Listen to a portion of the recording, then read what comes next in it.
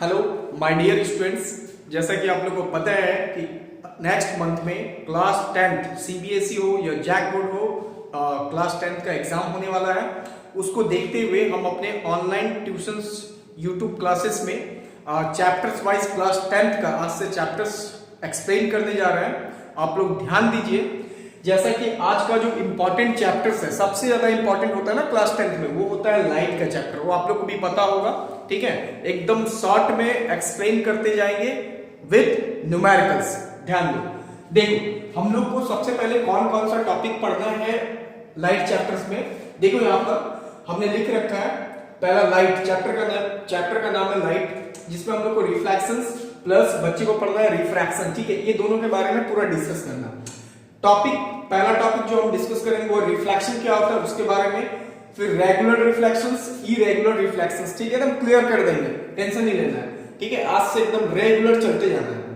देखो laws of reflections के बारे में, रूल्स फॉर मेकिंग डायग्राम बनाना सिखाएंगे, प्लेन मिरर प्लस स्पैक्टल मिरर, ठीक है।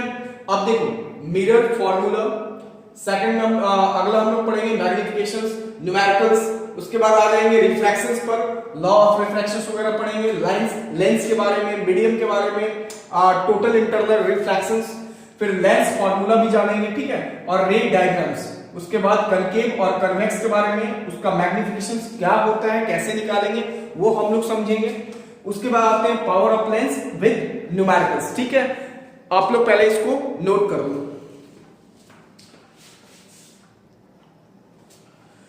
चलो देखो टॉपिक डिस्कस करते हैं। सबसे पहला टॉपिक होता है ना कि लाइट जब पढ़ रहे हैं तो लाइट क्या होता है, ठीक है। लाइट का डिफाइन अगर करना होगा तो light is a source of energy which is travelling in a straight path, ये आप बोल सकते हो, है ना। लाइट को अगर डिफाइन करना होगा तो सीधा हम लोग लिखेंगे कि व्हाट इज लाइट। तो भाई लाइट एनर्जी का सोर्स बोल सकते हैं कि light is a source of energy which is travelling. भाई एकदम हम अपना ट्यूशन जैसा ही पढ़ा रहे हैं, ठीक है, जैसे हम ट्यूशन में करवाते हैं ना क्लास, उसी टाइप का। Travelling in a straight path, ये बोलोगे तो चल जाएगा आराम से, स्ट्रेट पाथ, ठीक है। अब एक बात और कि जो स्पीड लाइट का जो स्पीड होता है ना, वो तो याद रखना पड़ेगा ना, इन एयर में कितना होता है, 3 × 10⁸ मीटर पर सेकेंड। ये बेसिक चीज है, लाइट एनर्जी का फॉर्म में होता है ना। अब हम लोग आते हैं रिफ्लेक्शंस के बारे में, ठीक है, कि रिफ्लेक्शन क्या होता है। मेरे भाई देखो रिफ्लेक्शंस क्या होता है। रिफ्लेक्शंस का मतलब होता है कि अगर कोई भी रे ऑफ लाइट, ठीक है, कहीं से भी सोर्स मिल रहा है उसको, अगर रे ऑफ लाइट किसी भी सरफेस पर ड्रॉ किया जाता है, ठीक है, तो सरफेस से क्या होता है, या तो वो रिफ्लेक्ट कर जाएगा, दूसरा उस सरफेस के द्वारा एब्जॉर्ब हो सकता है ना, या बेंड होकर के बाहर आ जाएगा। That is the reflection of light. मतलब सीधा आप बोल सकते हो कि when the ray of light incident on any plane surface then the reflected back और absorb from the surface, that is reflection of light, ठीक है। क्लियर डिफिनेशन है। देखिए तो सीधा हम लोग लिखते हैं कि when the ray of light incident on any point of the surface then it is reflected back। एकदम इजी लैंग्वेज देना है, बैक और absorbed by the surface this phenomena is called reflection of light, है ना। कोई दिक्कत हुआ इसमें नहीं ना। अब देखो हम लोग एक डायग्राम भी ड्रॉ कर सकते हैं। जैसे मान लो ये प्लेन मिरर है, बताऊंगा प्लेन मिरर क्या होता है, पीछे पेंट कर देते हैं, है ना। तो रे ऑफ लाइट इंसिडेंट होगा, तो यहां से हम लोग नॉर्मल ड्रॉ करते हैं। देखो ये मेरा इंसिडेंट रे, आगे बताएंगे ये रिफ्लेक्टेड रे, है ना, रफ डायग्राम बनाए अभी, इसको हम लोग बोलेंगे नॉर्मल। क्लियर करेंगे अभी, ठीक है। पहले आप लोग इसको नोट कर दो।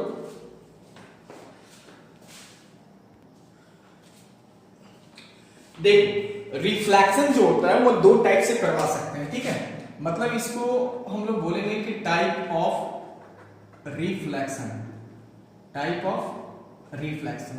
जैसा पहला होता है रेगुलर रिफ्लेक्शन, आप बोलो रेगुलर रिफ्लेक्शन, बड़ा इजी टॉपिक होता है। रेगुलर रिफ्लेक्शन का मतलब क्या हो गया कि मतलब एक इक्वल एंगल से वो रिफ्लेक्ट हो। जैसे मान लेते हैं ये डायग्राम बना है प्लेन मिरर, ठीक है। ये नॉर्मल हमने दिया, रे ऑफ लाइट इंसिडेंट हुआ, गया, फिर इंसिडेंट हुआ, उतना ही एंगल से गया, फिर इंसिडेंट हुआ उतना ही एंगल से। मतलब ये एक टाइप का रेगुलर रिफ्लेक्शन हुआ। और दूसरा होता है इरेगुलर, इरेगुलर रिफ्लेक्शन, मतलब एंगल फिक्स नहीं होना चाहिए, जैसा तैसा।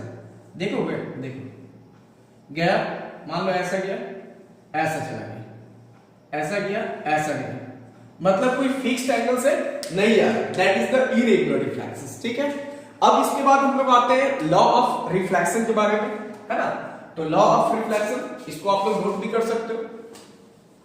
ये देखो,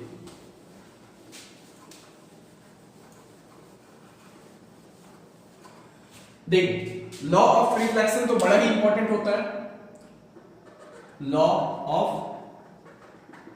रिफ्लेक्शन, ठीक है। दो लॉ इसमें पढ़ना है रिफ्लेक्शंस का। पहला क्या होता है, देखो आप डायग्राम से ही सीख जाओगे, ठीक है, दिक्कत नहीं होगा। पहले हम लैंग्वेज लिख देते हैं, the incident ray reflected ray normal drawn on incident point lies in same plane, lies in same plane, ठीक है। सेकंड में होता है the angle of incident is equal to angle of reflection, equal to angle of reflection. बड़ा easy topic है ना कि the incident ray reflected ray normal drawn on incident point lies in same plane. Second में the angle of incident is equal to the angle of reflection. Diagram से समझो ना, दिक्कत क्या होगा। देखो जैसे ये एक प्लेन मिरर है, ये देखो पीछे हमने पेंट किया। सबसे पहले एक नॉर्मल देना है, फिर रे ऑफ लाइट इंसिडेंट होगा, ठीक है, उतना ही एंगल से पास करेंगे, रिफ्लेक्ट होगा। तो भाई डायग्राम में क्लियर समझाते हैं। देखो ए ओ, इसका नाम दे दिए एन, है ना। सबसे पहले तो ये जान लो कि मेरा जो ए ओ है इसको हम लोग क्या बोले, कौन सा रे है, ये इंसिडेंट रे है। इंसिडेंट रे माने सीधा बोल सकते हो द इनकमिंग रे, है ना, इनकमिंग रे इज कॉल्ड इंसिडेंट रे। हम तो ऐसे ही बताते हैं, सिंपल, ठीक है। उसके बाद मेरा अपना ओसी, इसको हम लोग क्या बोलेंगे, reflected ray, outgoing reflected ray, है ना। उसके बाद होता है ओ एन जो है, ये डॉट लाइन, इसको बोलेंगे नॉर्मल लाइन, 90 डिग्री का एंगल है ना, तो नॉर्मल लाइन, ठीक है। और ए बी जो है ये अपना प्लेन मिरर है। क्या है ये, प्लेन मिरर। बताइए इसके बारे में, समझ गए। इतना आपको तो करना ही पड़ेगा डायग्राम में, है ना। अब उसके बाद देखो ये जो बीच का एंगल है इसको बोलेंगे इंसिडेंट, और ये वाला एंगल को बोलेंगे रिफ्लेक्शन। इसको कुछ समझना नहीं है, देखो ऐसे हम लोग करते हैं। ये देखो angle A O N, A O N, that is the i, ये बोलेंगे incident angle, incident angle. N O C, N O C, ये आर, इसको बोलेंगे रिफ्लेक्टेड एंगल। रिफ्लेक्टेड बड़ा जरूरी हो गया ये हमको, रिफ्लेक्टेड एंगल। जैसे कि मतलब रिफ्लेक्टेड एंगल आप डिफाइन भी कर सकते हो कि the angle between incident ray and normal is called incident angle, is called incident angle, ठीक है। उसके बाद आप ये भी लिख सकते हो कि the angle between reflected ray and normal is called reflected angle, define कर दी ना सारा, इतना आप समझ गए होंगे, ठीक है। पहले नोट करो आप इसको। देखो अब आते हैं अगला टॉपिक मिरर के बारे में, जिसमें दो टाइप का होता है ना, एक प्लेन मिरर और एक स्फेरिकल अपन को पढ़ना है, ठीक है। देखो सबसे पहला पॉइंट भैया, प्लेन मिरर क्या होता है, बड़ा इजी डिफाइन है, बुक्स वगैरह में भी रहता है, ठीक है। वैसा सरफेस जिसका रिफ्लेक्टिंग सरफेस प्लेन होना चाहिए, है ना। या the mirror whose reflecting surface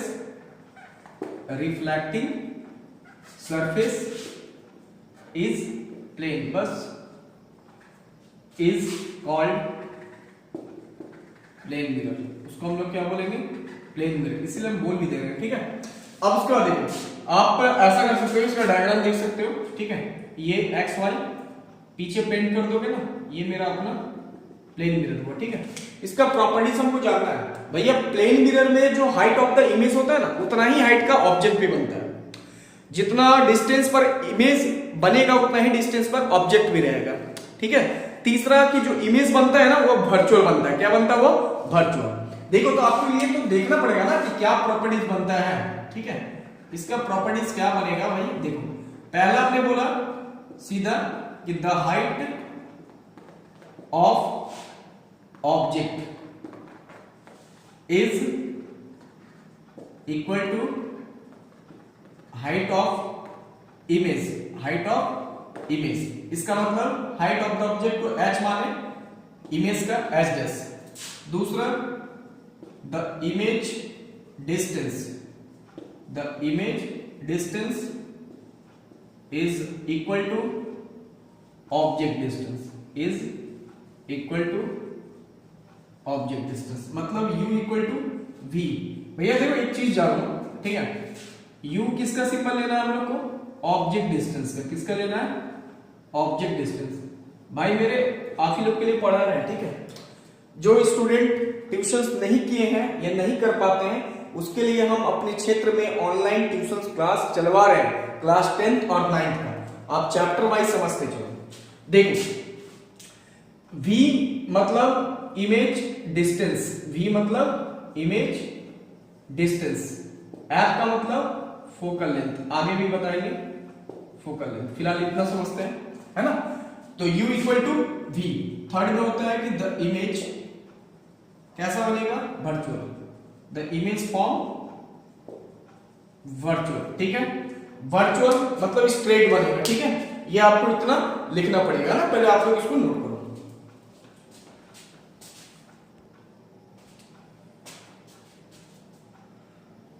देखो अब आते हैं स्फेरिकल मिरर। दो टाइप के होते हैं, एक कॉन्केव मिरर और एक कॉन्वेक्स मिरर, ठीक है। आप डिफाइन कर सकते हो, कॉन्केव मिरर का मतलब वैसा मिरर जिसका reflecting surface away from the centre से दूर होना चाहिए, ठीक है।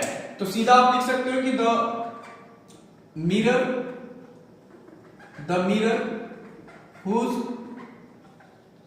Reflecting surface is away from the centre या टुवर्ड्स द सेंटर आप लिखोगे, ठीक है। अवे तो उसमें कॉन्वेक्स में हो जाएगा ना, इसमें टुवर्ड्स द सेंटर की ओर होना चाहिए, तो towards the centre is called concave mirror. जैसा देख लो डायग्राम देख लो, ये देखो ये मेरा कॉन्केव मिरर है ना, ये आप पेंट किए हो पीछे, ठीक है।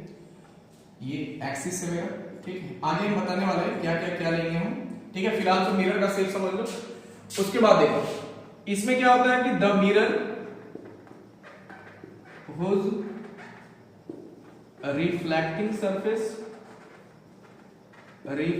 Surface is away from the centre, सीधा हो गया ना डिफाइन, मतलब ऐसा यही तो पढ़ते हो ना आप लोग। ये इधर पेंट होगा, ठीक है, उभरा हुआ जाता होगा, उभरा हुआ, ठीक है, ऊपर है ना, ये कॉन्केव और कॉन्वेक्स के बारे में हुआ, ठीक है। अब हम लोग इसके बाद कुछ सिंबल चलते हैं, पहले नोट करो। देखो अब हम लोग आते हैं कुछ सिंबल के बारे में, कॉन्केव मिरर का यूज करके कुछ सिंबल समझाते हैं। देखो सिंबल तो सबसे जरूरी है ना इस चैप्टर में, बिना सिंबल का कुछ होने वाला नहीं है, ठीक है। देखो जैसे ये एक मेरा अपना कॉन्केव मिरर है, ठीक है, आराम से समझो, धीरे धीरे समझ में आने लगेगा। ये देखो कॉन्केव मिरर है, पहले हम इसका एक्सिस बनाएंगे, ये पोल, इसको हम लोग क्या बोलेंगे भाई, पोल डिफाइन कर देंगे। ये बीच में यहाँ सेंटर है ना, इसको बोला जाता है, सी को बोला जाता है centre of curvature, centre of curvature, ठीक है। और सी और पी का एकदम मिडिल पॉइंट में होगा एफ, जिसको हम लोग बोलते हैं प्रिंसिपल फोकस, डिफाइन कर देंगे प्रिंसिपल फोकस, ठीक है। अब सी से पी तक का डिस्टेंस को बोलेंगे आर, क्या बोलेंगे, आर। आर का मतलब रेडियस ऑफ कर्वेचर, ये जो आर है ना इसको बोलेंगे रेडियस ऑफ कर्वेचर, ठीक है। एफ से पी तक का दूरी को बोलेंगे F, small F, that is the focal length, focal length. समझ में आ रही है बात, ठीक है। अब ये जो है ना, ये मेरा ऊपर वाला एक्सिस हो गया, प्रिंसिपल एक्सिस का नाम दिया जाता है इसको, प्रिंसिपल एक्सिस सी से पी, ठीक है। ये सारे को डिफाइन कर देते हैं, देखो जरूरी भी पड़ेगा। सीधा हम लोग बोलेंगे, पहले मान लो पोल का डिफाइन करते हैं, ठीक है। पोल का मतलब हो गया द सेंटर, आप बोलना the centre of curvature, of curvature of mirror, mirror के कर्वेचर का जो सेंटर होगा उसी को बोला जाता है पोल। क्या बोलते हैं हम लोग, पोल, उसको पी से लेंगे, ठीक है। दूसरा मान के चलते हैं the centre of the mirror, mirror का जो सेंटर होगा ना, मिरर का जो सेंटर होगा उसको बोलेंगे हम लोग सेंटर ऑफ कर्वेचर, क्या बोलेंगे उसको, सेंटर ऑफ कर्वेचर, ठीक है। उसको सी से लेना, दिखा चुके हैं। तीसरा प्रिंसिपल फोकस आपको डिफाइन करना है, क्या करना है, प्रिंसिपल फोकस, ठीक है। या फिर हम लोग रेडियस ऑफ कर्वेचर में ही आते हैं, रेडियस ऑफ कर्वेचर, सीधा लोगे रेडियस ऑफ कर्वेचर का the distance between centre of curvature, centre of curvature and pole, दोनों के बीच का दूरी को बोलते हैं, is called radius of curvature, radius of curvature, ठीक है। यहाँ तक डेफिनेशन समझ में आया बात, ठीक है। अब थोड़ा हम इसको रफ करेंगे, पहले नोट करो।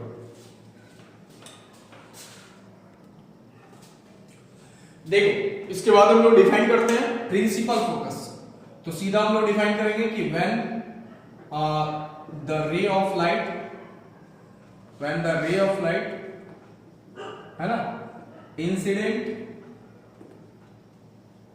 On the mirror, on the mirror लिखोगे after reflection, after reflection it cut, कहां पर कट करेगा, on the principal axis, cut on the principal axis, so that point, उस पॉइंट को हम लोग बोलेंगे is called principal focus, is called principal focus, ठीक है। उसका सिंबल लेंगे कैपिटल एफ, है ना। उसके बाद एक आता है हम लोग का रेडियस एफ और पी का डिस्टेंस, है ना, तो the distance between principal focus, principal focus and pole is called focal length, is called focal length, इसका सिंबल लेंगे स्मॉल एफ, ठीक है। और जो लाइन ज्वाइन कर रहा है ना, the line joining from C to P, उस लाइन को बोला जाता है प्रिंसिपल फोकस, प्रिंसिपल एक्सिस, क्या बोलेंगे उसको, प्रिंसिपल एक्सिस। यहां तक समझ में आएगा ना, ठीक है। अब इसके बाद हम लोग थोड़ा इमेज का सिंबल पर चलते हैं, ठीक है। नोट करो, देखो इसके बाद होते हैं साइन कन्वेंशन पर, ठीक है। साइन कन्वेंशन न्यूमेरिकल्स में बहुत जरूरी होता है। कॉनकेव मिरर अगर होता है ना तो उसमें u हमेशा नेगेटिव होगा, ऑब्जेक्ट डिस्टेंस हमेशा negative, v image distance negative that is real image, f negative that is the focal length, ठीक है। फोकल लेंथ नेगेटिव होता है। कॉन्वेक्स में क्या होगा, uv नेगेटिव होगा, u v भी तुम्हारा v पॉजिटिव होगा जिसमें वर्चुअल बनेगा कॉन्वेक्स में, फोकल लेंथ पॉजिटिव, ठीक है। इसके बाद हम लोग आते हैं मिरर फॉर्मूला, सीधा लेते हैं हम लोग मिरर फॉर्मूला के बारे में। इसका डेरिवेशन पढ़ना नहीं है आपको, सीधा मिरर फॉर्मूला समझो, 1/v + 1/u = 1/f। इस पर न्यूमेरिकल्स कंपलसरी है, कंपलसरी इंपॉर्टेंट है, ठीक है। आपको v पता ही है, इमेज डिस्टेंस बोलेंगे, और u पता है ऑब्जेक्ट डिस्टेंस बोला जाएगा, और f का मतलब फोकल लेंथ। क्लियर है यहां तक, ठीक है। उसके बाद अगर कोई क्वेश्चन कर दे कि what is the relation between, एक और formula, relation between f and r, दोनों के बीच में क्या फॉर्मूला होता है, तो सीधा याद रखना f = r/2, मतलब कि जो फोकल लेंथ होगा, the focal length is equal to half of radius of curvature, ठीक है। अब इसके बाद आपको अगले वाले वीडियो में हम लोग मिलेंगे, ठीक है, जो कि रे डायग्राम्स और बहुत सारा रिफ्रैक्शंस के बारे में, मैग्निफिकेशन के बारे में डिस्कस करेंगे। भाई रिक्वेस्ट है कि मेरे सारे यूट्यूब चैनल्स के जितने भी वीडियो हैं क्लास 10th का 9th का सारे बच्चों तक पहुंचाएं, जिससे ऑनलाइन ट्यूशंस वो मेरे साथ जुड़ सके, ठीक है। Thank you.